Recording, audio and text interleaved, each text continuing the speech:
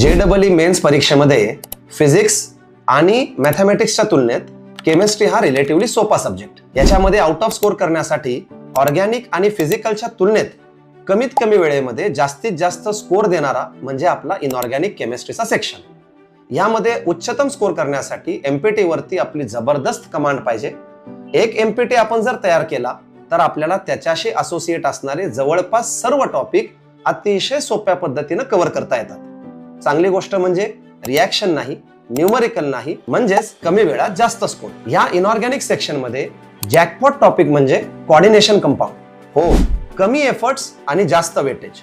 8 mark ते 12 मार्कांपर्यंतचा weightage असणारा हा टॉपिक आहे. यामध्ये आपल्याला IUPAC नोमेनक्लेचर, हायब्रिडायझेशन, आयसोमेरिझम आणि मॅग्नेटिक मुवमेंट एवढे आर्टिकल जमले तर आपल्याला ह्याच पॅटर्नचे पुन्हा पुन्हा प्रश्न दरवर्षी रिपीट झालेले दिसतात.